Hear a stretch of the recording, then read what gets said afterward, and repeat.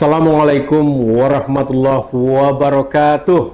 Waalaikumsalam warahmatullahi wabarakatuh. Hamdan wa syukranillah, salatan wa salaman ala rasulillah. Asyhadu an la ilaha illallah wahdahu la syarikalah wa asyhadu anna muhammadar rasulullah allazi la nabiyya ba'dah. Allahumma shalli ala sayyidina Muhammad wa ala ali sayyidina Muhammad.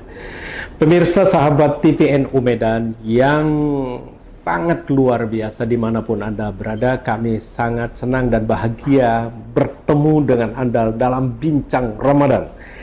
Tema pada saat ini adalah menghiasi diri dengan ibadah kepada Allah Subhanahu wa Ta'ala. Pada hari ini sudah memasuki puasa hari yang ketiga, di mana bulan puasa Ramadan adalah bulan yang dinanti-nantikan, bulan yang diharapkan, dan bulan yang penuh dengan berkah. Di studio telah hadir narasumber yang barangkali merupakan tokoh sesepuh dan merupakan bagian dari pengurus NU Sumatera Utara. Kami panggilkan Bapak Al-Ustadz Dr. Burhanuddin Harahat, MPD. Assalamualaikum Pak Ustaz. Waalaikumsalam warahmatullahi wabarakatuh. Masya Allah. Alhamdulillah sehat. Alhamdulillah sehat. Iya. Apa kegiatan-kegiatan pada bulan Ramadan ini, Pak? Alhamdulillah, kegiatan kita memang pertama mengisi ya ibadah-ibadah yang disunnahkan di dalam bulan suci Ramadan, dan banyak kegiatan-kegiatan sosial seperti memberikan infak dan lain-lain sebagainya. Ya, baik, pemirsa sahabat TVNU Medan dimanapun Anda berada, tentu bertanya, siapa sebetulnya tokoh yang satu ini? Beliau adalah sebagai guru yang puluhan tahun menghiasi pendidikan kita di Sumatera Utara, guru madrasah aliyah, dan dalam bidang pendidikan tentu tidak diragukan lagi, beliau telah melakukan inovasi-inovasi di bidang pendidikan dan telah melakukan roadshow ke berbagai negara di seluruh dunia. Juga beliau adalah memiliki karya yang cukup banyak di bidang tulisan, terutama sekali tentunya di bidang pendidikan. Beliau adalah juga sebagai mubalik, tentunya sudah pantas kita sebutkan, beliau adalah tokoh nasional NU dari Sumatera Utara yang lebih memilih untuk tinggal di Sumatera Utara. Untuk berbincang dengan narasumber kita ini, yaitu tentunya kita lihat, yaitu tema yang akan dibicarakan adalah menghiasi diri dengan ibadah kepada Allah Subhanahu wa Ta'ala. Pak Ustadz, ini tadi sudah kita sebutkan di dalam pengantar bahwa Bapak adalah sebagai tokoh pendidikan Sumatera Utara, kebanggaan NU Sumatera Utara, pastinya di Kota Medan. Tapi yang paling harus kita soroti adalah berkaitan dengan bagaimana dengan menghiasi diri dengan ibadah pada bulan Ramadan ini tentunya. Silakan ini Pak Ustaz. Ya, alhamdulillah. Allahumma sholli ala sayyidina Muhammad wa ala ali sayyidina Muhammad. Para pemirsa TV Nahdlatul Ulama Kota Medan yang saya muliakan, memang topik ini sangat baik. Ya. Menghiasi diri dengan ibadah kepada Allah. Ya. Pada hakikatnya sebenarnya Allah sudah menggambarkan di dalam Asmaul Husna, Ya Musawwir, yang maha melukis, ya, yang maha indah. Jadi kalau seseorang dapat melakukan ibadah, secara otomatis dia akan terlukis di dalam hidupnya, bahkan di dalam penampilannya. Ya. Artinya menghiasi diri dengan ibadah kepada Allah, kembali kepada rukun Islam. Ini yang wajib ya mengucapkan 2 kalimat syahadat itu adalah termasuk yang wajib selalu diulangi, selalu dilakukan agar statement itu tidak bergerak kemana-mana. Ya. Apapun persoalan dalam hidup ini, tetapi ketika asyhadu an la ilaha illallah wa asyhadu anna Muhammadar Rasulullah, maka dia akan kuat. Yang kedua, salat fardu 5 kali sehari semalam. Ini adalah menjadi cahaya bagi seseorang, umat Islam, khususnya ya Nahdlatul Ulama. Ini sangat perlu. Baru ibadah puasa, nah inilah yang sekarang yang kita lakukan. Ya. Di dalam ibadah puasa ini sesungguhnya kita sedang melukis diri kita. Bagaimana bunyi daripada surah Al-Baqarah itu, ya ayyuhalladzina amanu kutiba alaikumussyam kama kutiba alal ladzina min qablikum la'allakum tattaqun. Wahai orang-orang yang beriman, diwajibkan kepada kamu untuk melaksanakan ibadah puasa agar kamu lebih dekat dan bertakwa kepada Allah. Ya. Ini dalam rangka menghiasi diri. Ya. Kemudian ada lagi hadis Nabi, man shoma ramadhana imanan wa ihtisaban ghufira lahu ma taqaddama min dzambi. Kalau kita lihat hadis ini sebenarnya merupakan satu peringatan. Boleh jadi dalam 1 tahun ini diri kita nggak indah, belum cantik. Maka keluarlah hadis ini, siapa yang berpuasa penuh dengan keimanan, penuh dengan harapan, keikhlasan kepada Allah, lillahi ta'ala, maka dia akan diampuni dosanya. Saya pikir manusia kalau sudah diampuni dosanya pasti indah. Ya. Wujud daripada kehidupan kita ini, khususnya NU, itu bagaimana kita berjihad untuk mengurangi ataupun menghapus, mentip X semua dosa-dosa itu pasti indah. Itu dia.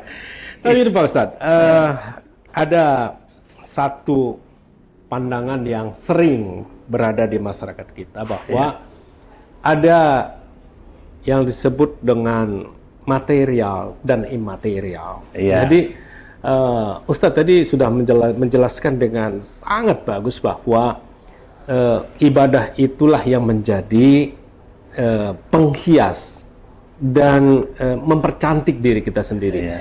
Tapi bagaimana kemudian yang material ini ada musim makanan-makanan yang enak, musim pakaian-pakaian yang enak, musim untuk mencari kendaraan-kendaraan yang bagus. Ini bagaimana semua ini agar kemudian Ustaz bernilai ibadah? Karena kalau sempat hanya kita anggap bahwa persoalan ibadah akhlak saja dalam bentuk tingkah laku yang menjadi ibadah, ini nanti menjadi masalah. Mungkin ada yang dijelaskan ya Pak Ustaz. Silakan Pak Ustaz. Ya, baik.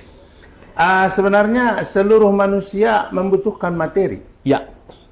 Enggak ada itu manusia yang enggak cinta dengan kekayaan, yang cinta dengan keindahan, mobil mewah. Bahkan banyak di antara manusia menjalani kehidupan ini puntang-panting entah apalah yang mereka lakukan hanya untuk mengejar materi. Begini ceritanya. Ya.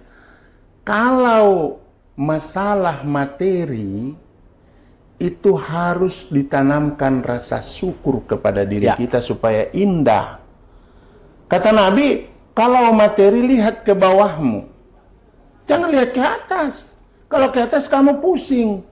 Tapi masih banyak umat manusia di Indonesia ini yang miskin, bahkan puluhan juta. Lihatlah itu, kita mungkin masih bisa makan 3 kali sehari semalam ya. Apalagi puasa ini kan 2 kalinya makannya ya, berbuka sama sahur ya. Itulah pandangan materi. La in sakartum la azidannakum wa la in kafartum inna adzabi lasadid. Ya. Barang siapa yang bersyukur atas nikmat yang aku berikan, kata Allah, maka aku akan tambah. Tapi barang siapa yang kufur, tidak mensyukurinya, ingat, ajab saya sangat pedih. Jadi, kalau pandangan saya tentang materi ini adalah relatif, makanya saya melihat kalau materi, lihat ke bawahmu supaya kamu datang syukurnya. Tapi kalau ilmu, lihat ke atas, jangan lihat di bawah. Orang yang nggak tahu apa-apa itu dicontoh, itu diikuti, ya nggak benar, lihatlah.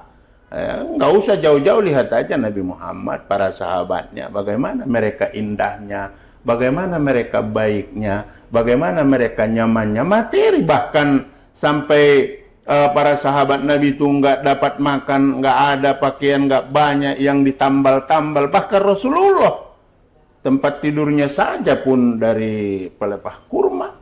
Kenapa kita kok sok kali misalnya nggak bagus keretaku, nggak banyak, nggak.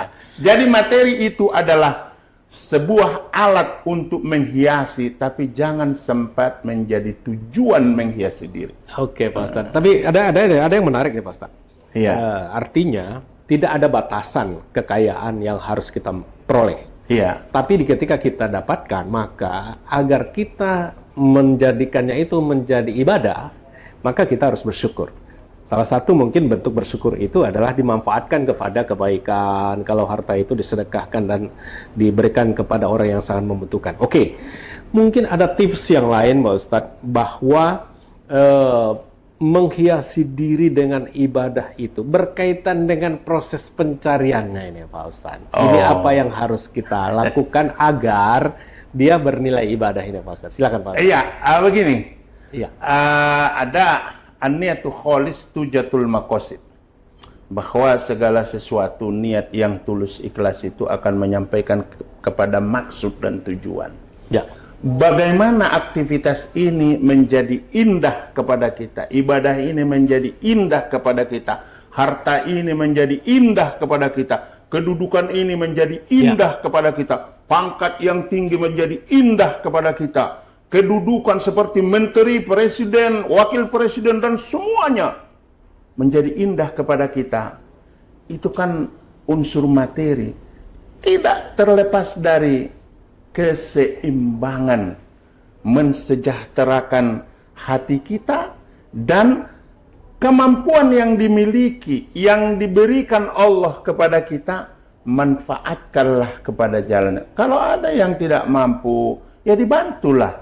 Ya. Ini sebenarnya Indonesia ini Ya. sangat kaya raya. Ya.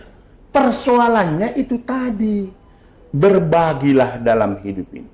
Kalau kita berbagi dalam hidup, insya Allah kita akan tenang. Harta itu pun kalau kita bagi, pasti kita nyaman. Jangan kita merasa bahwa harta kedudukan itu udah punya kita. Begitu dicabut Allah, bagaimana? Korun. Bagaimana Fir'aun? Habis.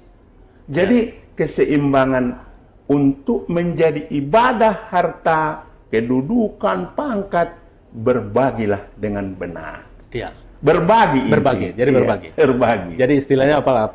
Bulan Ramadan ini juga bulan berbagi. Iya. Salah satunya yang pantas untuk diajak berbagi itu adalah mungkin NU. Udah pasti. Udah pasti. NU sudah terpuji dan teruji di Republik Indonesia. Ya. Dan NU ini paling netral dalam membangun bangsa. Ya. Itu. Makanya saya mustasar NU Kota Medan. Ya.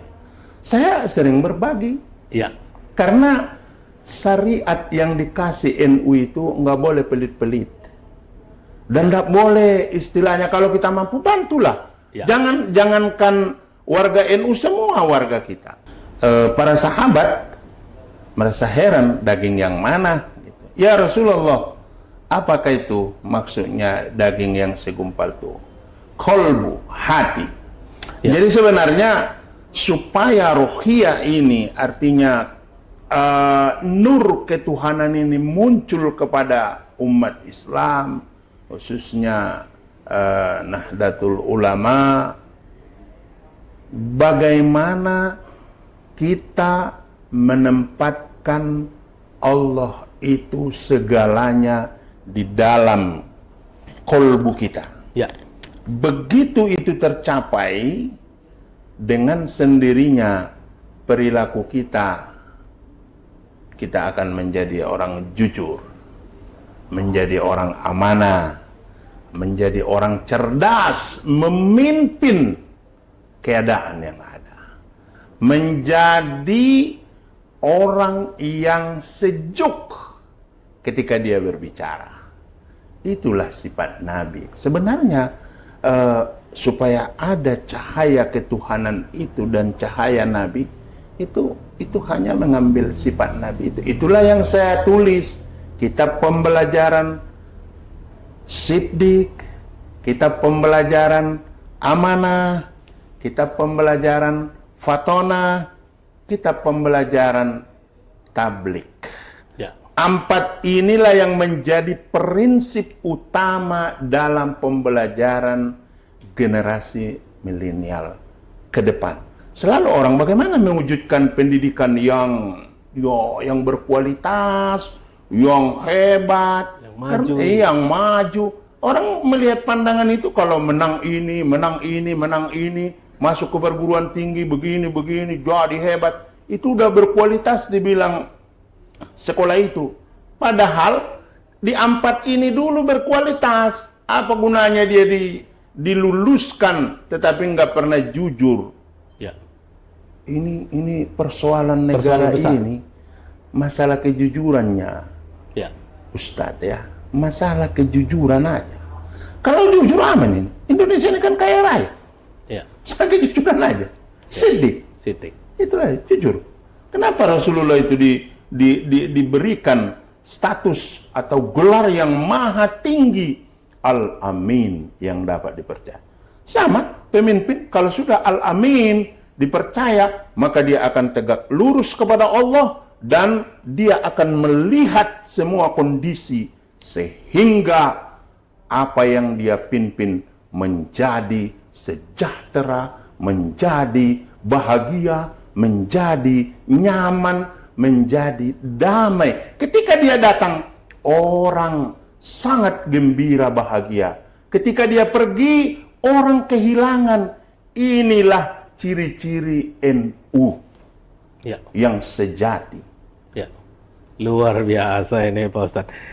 Pak Ustadz, sepertinya sekalipun lapar.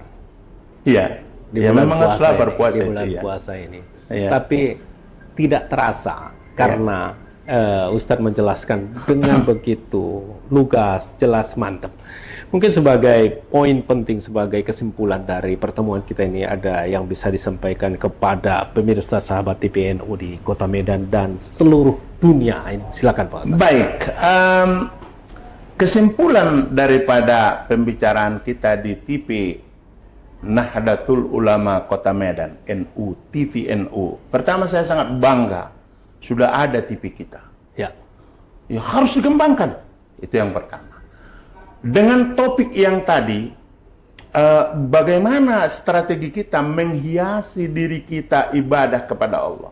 Pertama, saya bilang, semua perbuatan kita itu harus dimulai dengan niat lillahi ta'ala. Ya. Kemudian kita mau bersyukur. Orang yang nggak bersyukur itu nggak pernah puas dalam hidup ini. Ya kan? Yang ketiga, ini paling penting. Udah bersyukur berarti harus mau dia berbagi.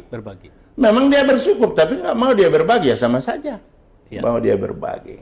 Yang keempat, bagaimana kita mengaplikasikan kolbu kita dengan nurnya Allah, nurnya Rasulullah melalui sifat-sifatnya. Inilah yang harus dibangun di ranah NU sedunia.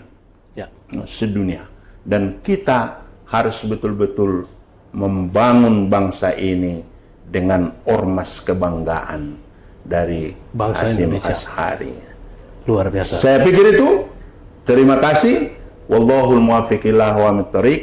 Wassalamualaikum warahmatullahi wabarakatuh. Waalaikumsalam warahmatullahi wabarakatuh. Sungguh luar biasa ini Ustaz. Terima kasih telah hadir di studio 1 NU Kota Medan. Amin. Mudah-mudahan menjadi pemancar warna hijau kebanggaan Indonesia dan dunia. Amin. Artinya apa? Membawa dampak keilmuan, membawa dampak religiusitas dan moderasi dalam berpikir keagamaan di Indonesia. Amin. Luar biasa Pak Ustadz. Ya. Semoga Ustadz mendapatkan barokah di dalam bulan puasa Amin. dan penjelasannya di masyarakat kita, khususnya di Kota Medan.